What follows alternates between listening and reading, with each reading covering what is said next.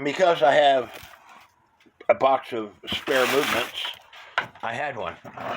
It came out of this count wheel movement here. And so I got lucky. So if me screwing up isn't worth a like and a comment and a subscribe, it's showing y'all what to do, I don't know what is. I put this nut back on, and then I'm going to do a function test.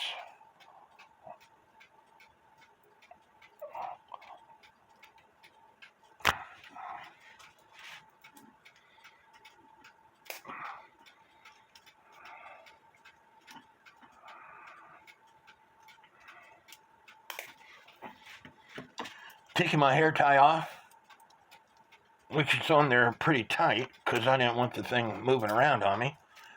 And so pushing the button,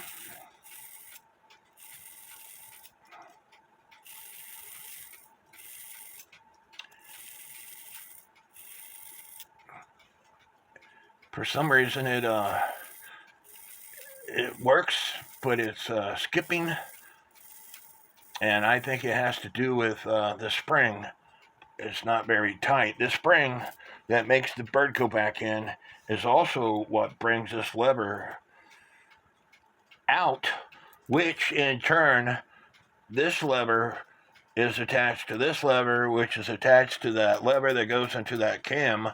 And so if I pull on that lever while doing my function test, it shuts off. So that just is telling me that this spring needs to be tighter to push this lever out.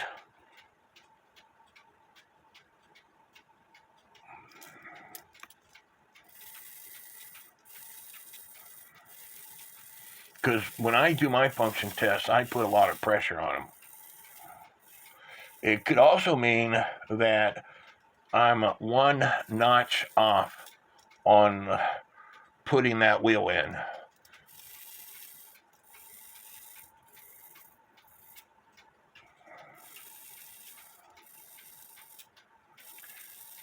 But I'm going to say it's because this spring that brings the bird back inside needs to be tightened up. And just to prove to you that I believe it's a spring, I got this hair tie attached to this lever and attached to this bird post. And when I trip it and I put a lot of pressure on it, it shuts off.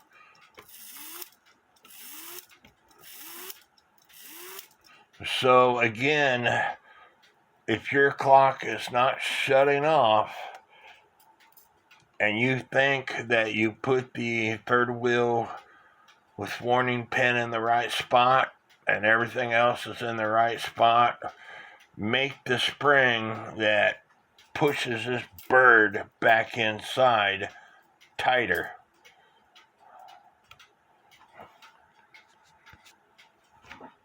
I think I have the spring sorted out. It might be too tight, so I'm going to put a set of weights and everything on. But it's about time to put the assembly on. You got the minute pipe with the 4 pins, because this is a cuckoo quail clock. The 4 pins is so it trips the quail every quarter of an hour. You got the compression washer that goes down. Then their intermediate wheel. Now, when you put the intermediate wheel on, if you could see the hole that the tapered pin goes on, there's not enough pressure on this, because this has got to do with the clutches system. So when this wheel goes on, and then you put the hands on,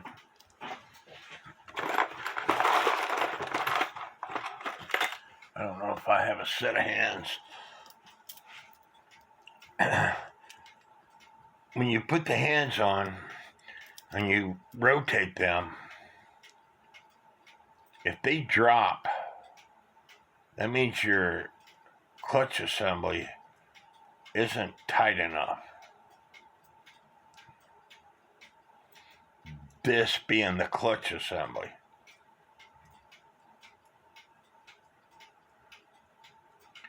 So far it's not dropping, but I think it's too loose. So I'm going to add a thick washer, because it has to have a washer anyway, or this hour pipe will slide off. So once I add a thick washer and push this down, then I'll be able to put the tapered pin in, and that will tighten the hands up. So let me do that off camera. And I've talked about this before. This movement is about 2.5 millimeters thick. Made by Schmeckenbecher. Schmeckenbecher didn't start up until 1948. It is possible that they got this movement from another company, because the thickness of those plates, in my personal opinion, is older than 1948. And I want to show you something. This is a Herbert Hur cuckoo quail movement. It's the exact same movement. This wheel over here, the levers over here, this contraption here that is for the quail, it's the exact same thing. And they do have a spring, not only for the bird to come in, but they also have a spring going from this lever I told you that goes into the count wheel, going from this hole in this item that says DRGM, which is a cheap patent for Germany, wrapped around the post. This lever has got that hole, so I can put a spring to wrap it around that post. And this movement is about 2.1 millimeters thick. This one is about 2.1 millimeters thick, and it says made in Germany, U.S. zone. It's exact same movement. To this wheel right here, to that wheel right there, to the levers, to this piece right here that says DRGM.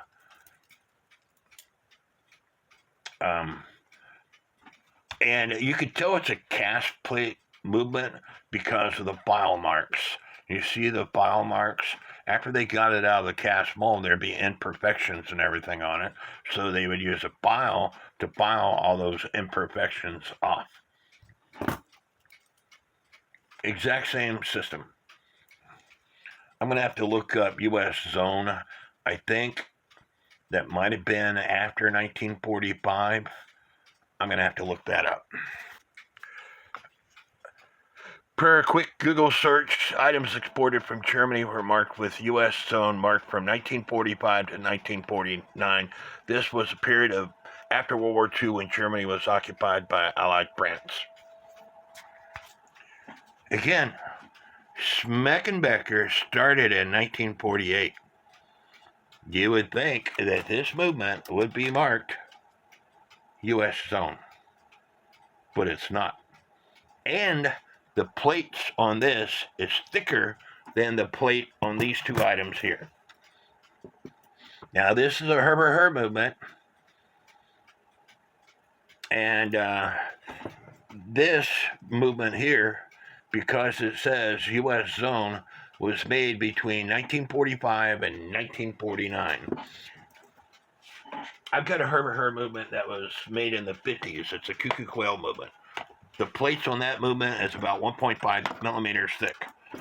So in 1950, around about that time frame, they started stamping plates, and the plates are thinner.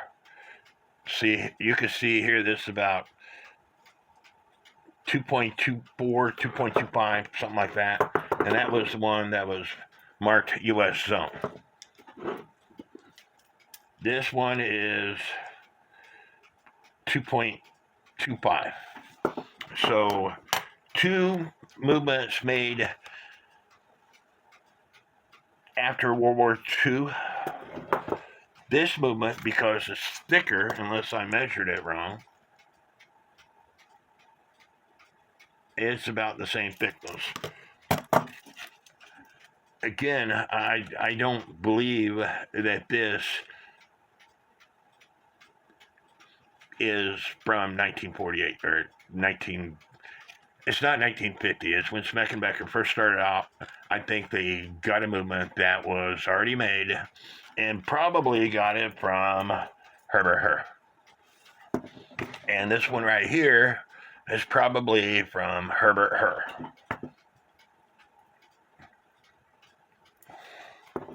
They're all 3 the same movements. All 3 about the same thickness. And so, you know, I talked about this before. I bet you anything, people that made these things up in heaven are laughing at us.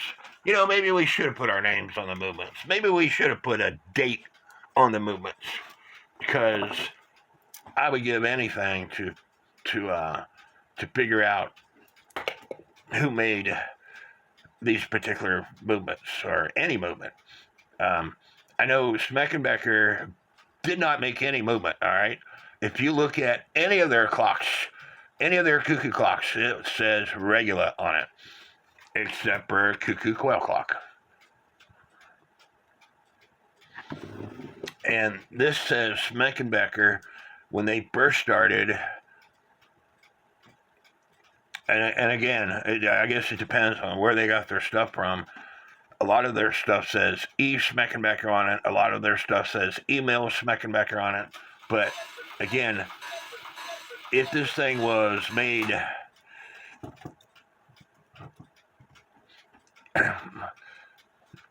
well, I'll take that back. The stuff that was sold for the United States would have to say U.S. zone on it.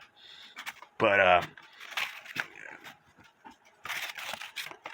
it probably came sold on the German market. But anyway, I'll get off that. So I got the movement on my stand. The good news is the hand is turning. Bad news is the cuckoo is not playing. That's because I got that spring too tight. I'm going to have to come up with a different system. I'm probably going to do the same thing as those other movements, where you put the spring in that loop of that piece there. But I'm getting there. Getting back to this Google search, it says items exported from Germany. It doesn't say where they went to. Were marked with the U.S. zone mark from 1945 to 1949. And then down here it says the U.S. zone was one of the Allied occupation zones in Germany after World War II. The occupation of Germany by Allied forces ended in 1955. Other marks used on German items were after World War II included occupied Japan, East Germany, and West Germany. That doesn't make sense. Other marks used on German items after World War II included occupied Japan. Maybe somebody knows more about history than I do, and they could tell me why. This clock does cuckoo on both the hour and the half hour, so it very well could be a newer movement. Again, antique clocks only cuckoo on the hour. Newer clocks cuckoo on both the hour and the half hour. But as far as when they switched over, it could very well again be made between World War I and World War II because of the thickness of the plates. And I had to adjust this wire so it would cuckoo. And if the hammer levers are hitting each other, quail will not play. This is going to be the half hour. And I don't have the count wheel on it yet for the cuckoo.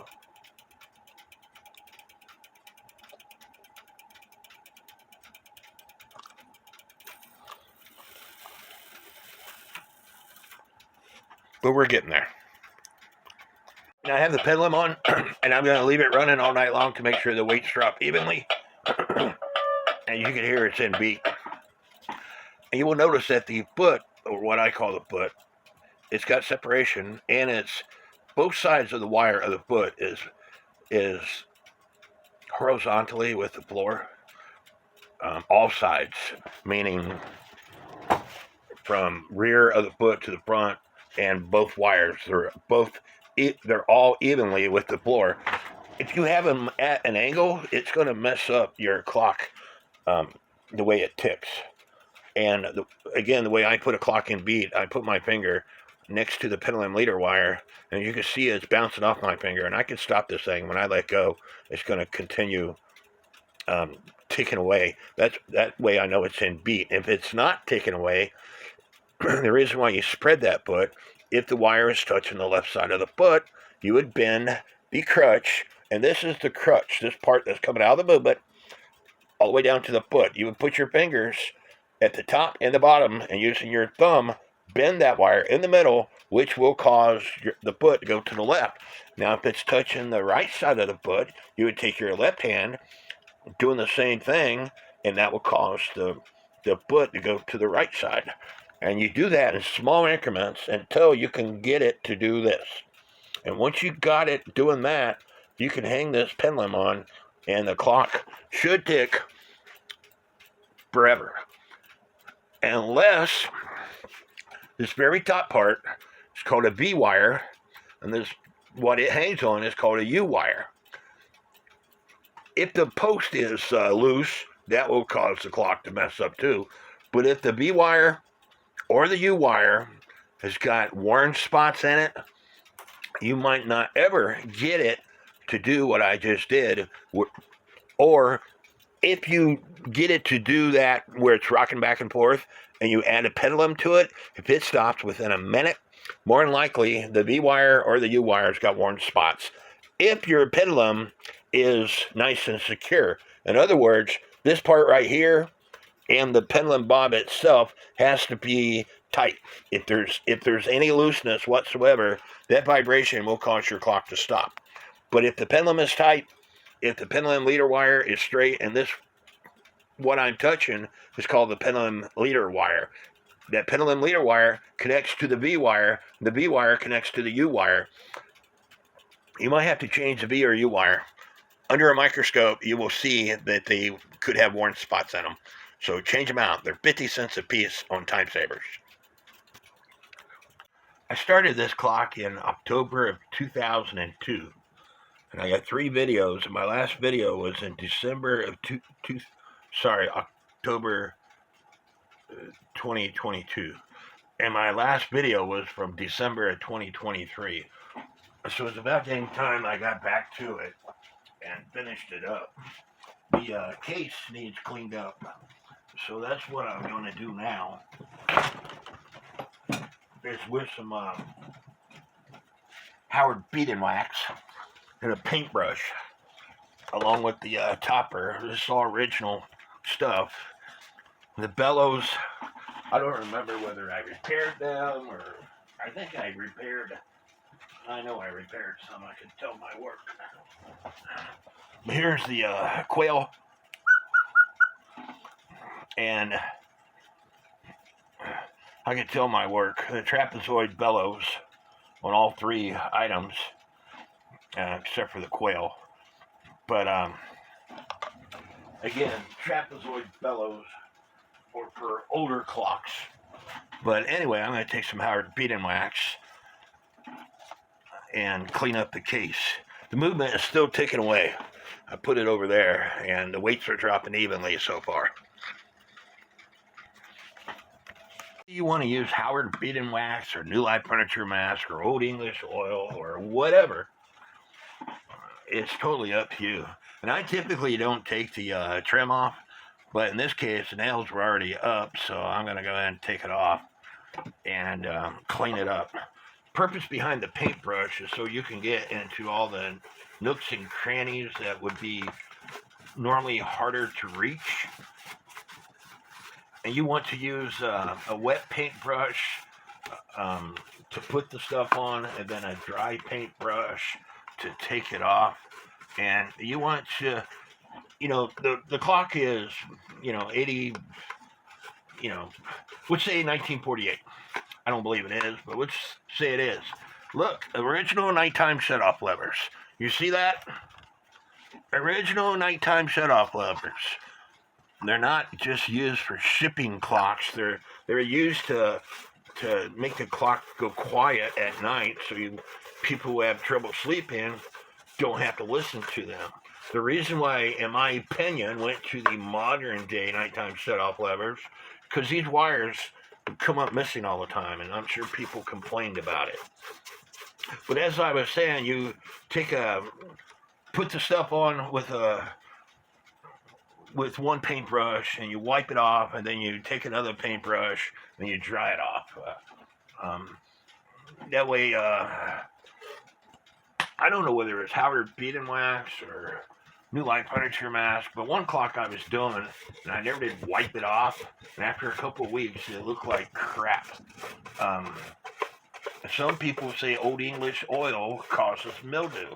I've never had that problem before, and I've been using Old English oil forever. And sometimes I use Old English oil because it's easier to apply.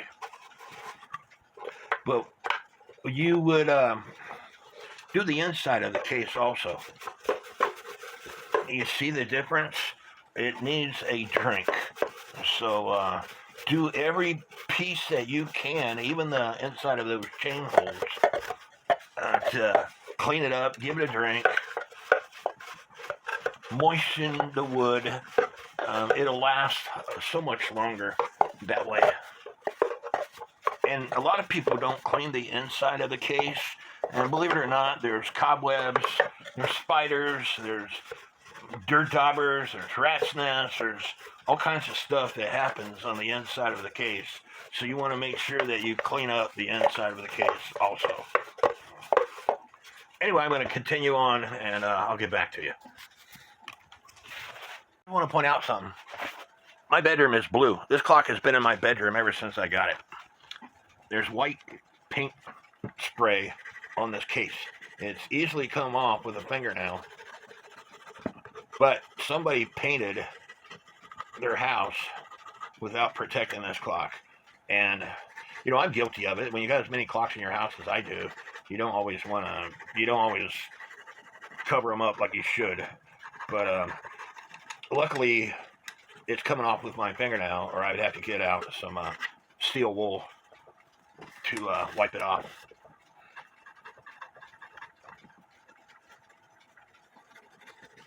And the problem with what I just did is I put a scratch in my wood. But no big deal. That's what they made furniture scratch markers for. That's what they made Old English oil scratch protector. And sometimes the wood is so dry that you have to add 2 coats of whatever you're using. In this case, Howard beading wax. So be prepared for that. Anyway, this video is long enough. Like I said, it's already 3 parts, and this, what I'm doing, might be 4 and 5 parts total by the time I'm done. And I'm sorry if I put out long videos. A lot of people like my work. A lot of people don't want to watch 4 and 5 part videos. Add staples that these hooks go in. And you can see there's a bunch of holes in the topper. It was missing a nail on this side, so I put one in. I like using these eyelets, and you can go to like Menards, Home Depot, whatever, and get the smallest eyelet possible. I like using them.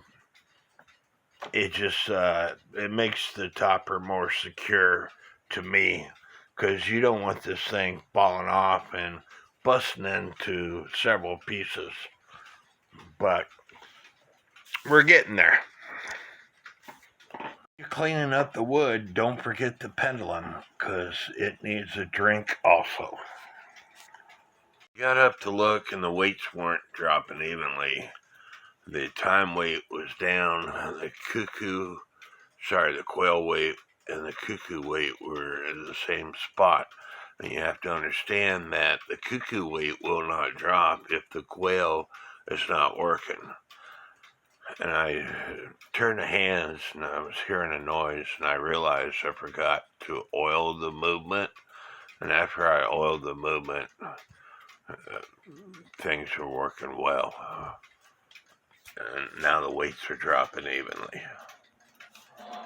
So the movement ran all night. The weights dropped evenly. It's time to put the movement back into the case that I have cleaned up. And I'm going to do that off camera, as this video is long enough. Because these side doors are nailed in, why, I have no idea. But they do have little holes at the bottom that you would attach a string to the trip levers to activate the cuckoo or the quail to get it in order. Now I have the movement in, but the part that's going to be fun is adjusting the gong levers. There's two gongs. There's no hole where there should be a freaking hole. A, it resonates the sound better, and B, it's easier to adjust the hammers if there was a hole in the back of the door. Yes, you can look through the side doors, and that's why I don't have the bellows in, but this is going to be fun, adjusting these hammers to where they work. And the bottom of the hammers are going to be pretty well lined up with each other. But it's going to be fun adjusting these gongs. I normally take a string, and I might do it, is take a string to put the level of the rods, the gong itself, and then you close the door, and then you put that string on the case and tape it down, and that way you know which way you got to adjust the hammers. But you should be able to do it by accessing the back door. But with this, the side doors, but with this particular door, there is no slot anymore in the door itself. The only thing that holds this thing in is friction bit and that little tab up at the top.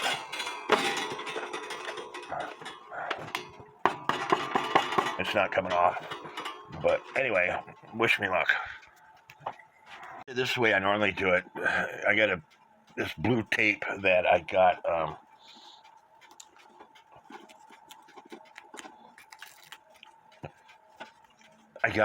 it in the same direction as the gong. Now I need to put some more blue tape to hold this blue tape.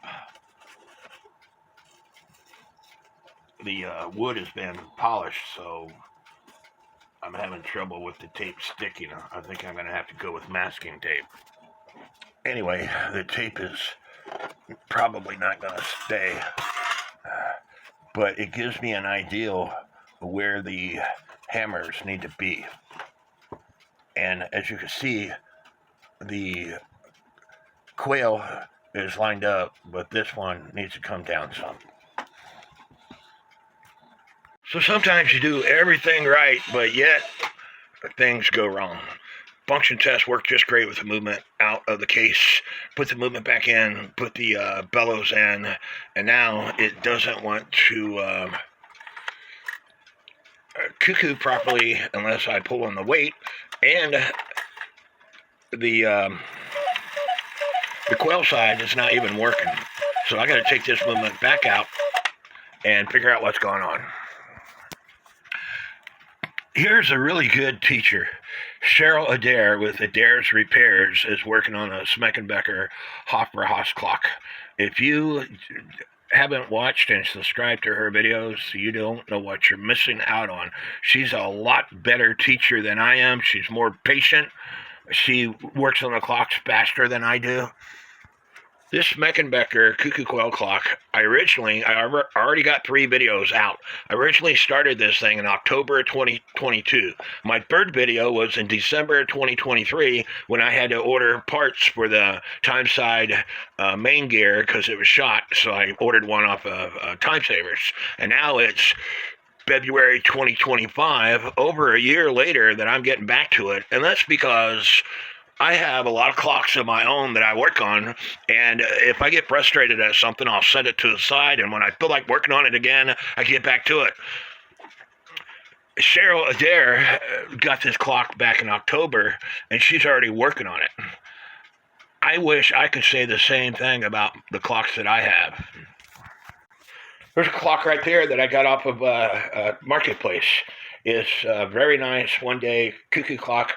Just Michael Anderson, that's another guy that you need to subscribe to. He's got a couple videos on this kind of clock. It's where the man and woman spin and greet each other as the music plays. I got one. Still in a box. Haven't touched it.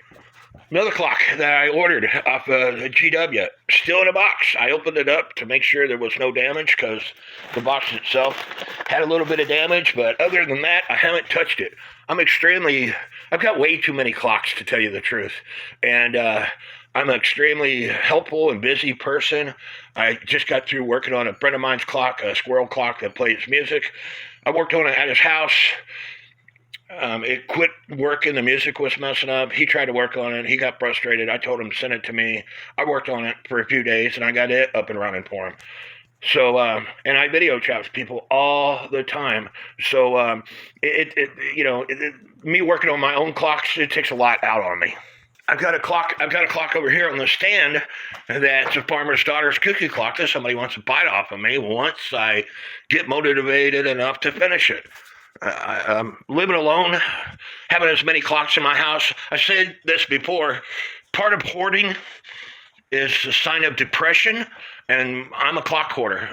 I will admit it. And I became a clock hoarder after I got a divorce, and I've been divorced now for 20 years, and I've been single, living in this house basically by myself, other than 2 of my daughters living with me and this crazy ex-girlfriend for a couple months. But one daughter lived with me for about a year while she was looking for a house. The other daughter lived with me, and her husband and son lived with me for 4, 5, 6 months while they were looking for a house. And so, I won't tell the VA this, but depression, yeah, it does happen. And again, signs of hoarding is depression, and I'm a clock hoarder. The reason why the quail did not want to work is because of the spring that I added on it. I'm going to have to do something else. I reroute this a different way. I unwrapped it, and as I was saying, I unwrapped it, and now it works. Okay. So I just got to figure out how to wrap this differently. I've got a video on how to make a spring. Now with this movement, if you look at the cuckoo side, the wire for the hammer comes from the front plate toward the rear plate.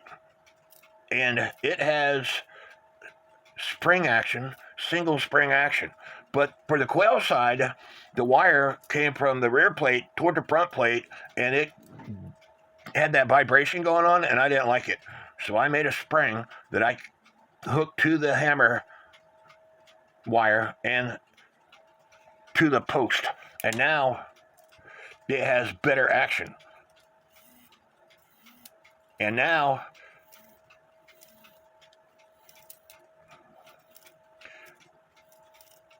it's still going to have a little bit of, and I don't know why it's doing that.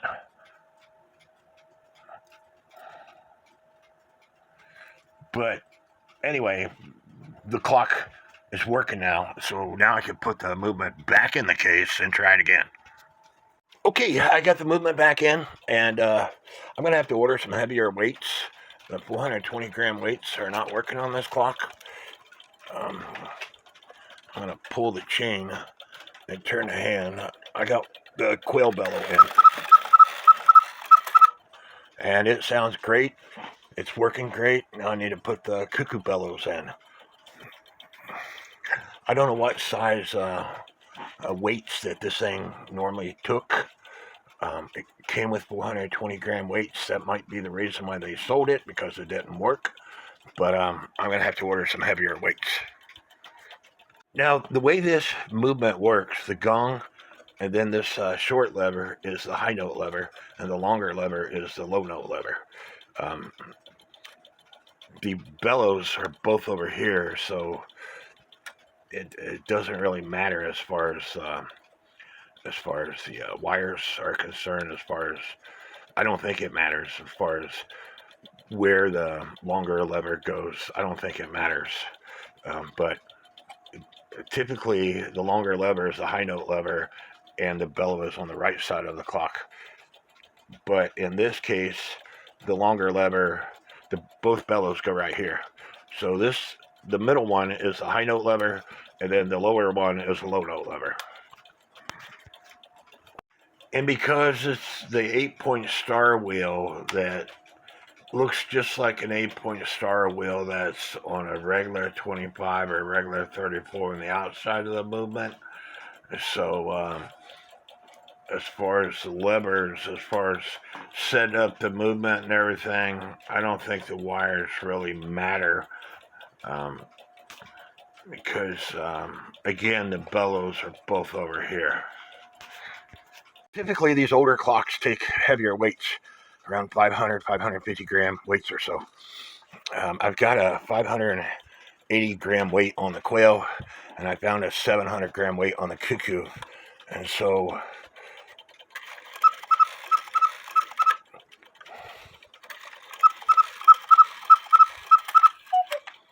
sounds pretty good to me. I said I need to order heavier weights. And a lot of times, clock makers, after they put bushings in a clock, and I don't remember, I'd have to go through my videos to see whether I put bushings in this clock. I don't believe I did. But a lot of times they'll put heavier weights and let it run for a day or so. And the pivots and the new bushings will get, I guess, used to the bushings. But anyway, they normally put heavier weights on after putting bushings in, and then you can go to a lighter weight. Like I said, I'm going to have to order weights for this, and I don't have the back door on. I'm going to have to adjust the gong after I take this thing back off and put weights on it and what have you. But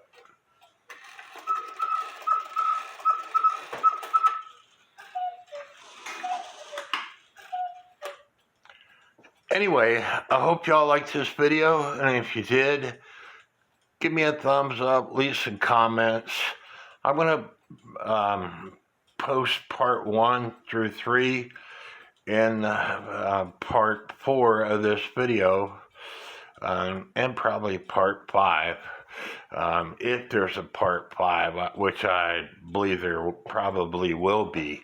And I'm sorry there's a lot of videos, but cuckoo clocks are very difficult to work on, so I try to give you all the experience that I can. And this is the only third Schmeckenbecher cuckoo quail clock that I've ever seen in the 25 years of me collecting clocks. And with that said, I've only been interested in cuckoo clocks since 2019. So in the 6 years of me collecting cuckoo clocks, this is the only third Schmeckenbecher cuckoo quail clock that I've ever seen. Anyway, may God bless each and every one of you. And don't forget to leave me comments, give me a thumbs up, subscribe not to only my channel, but to all the other channels mentioned. May God bless each and every one of you.